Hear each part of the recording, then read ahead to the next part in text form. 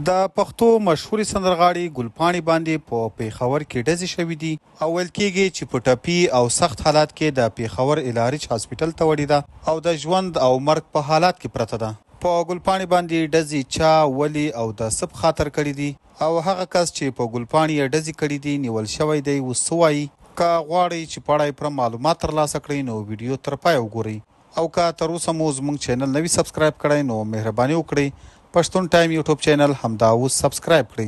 ګل پاڼه چې د پښتو د میوزیک په دې وخت کې تر ټولو ښایسته خوږوازه او ښکلي سندرغاړې ده چې ډیری پښتانه ځوانان هغه خوښوي او له هغې سره مینه کوي.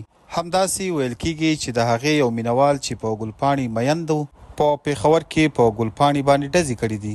د ګل پاڼې دغه مینوال له ډیر وخت نه ګل پاڼه تعقیبوله او غوښتل یې چې له هغې سره ملاقات وکړي او د خپل مینې اظهار ورته وکړي، خو دغه هلاک تر اوسه پورې له ګل پاڼې سره په ملاقات کولو کې نه ده بریالی شوی. اخر دغه هلاک چې په ګل پاڼې ډیر مین و او غوښتل یې چې له ګل پاڼې سره ملاقات وکړي تېر ماښام په زور زبردستي په پیښور کې د ګل پاڼې کور ته وراوښتی دی. دغه هلاک کوشش کول چې له ګل پاڼې سره ملاقات وکړي او یا نور څه بل څه ورسره وکړي. په دې دوران کې د ګل پاڼې کورنۍ پولیسو ته احوال ورکړی دی او پولیس را رسېدلي دي او دغه هلاک د ګل پاڼې په کور ډزې کړي دي او وروسته بیا له پولیسو سره په مقابله کې نیول شوی دی. پولیسو په دغه هلک باندې 2 FIR-ونه کټ کړي دي او د نورو تحقیقاتو لپاره یې له ځان سره تانې ته بولی دی.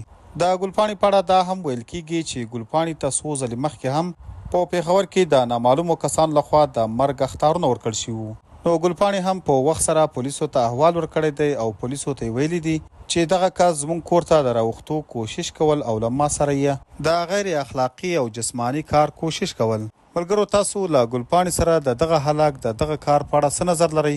نظر مو راسره په کمنټ کې ضرور شریک کړئ.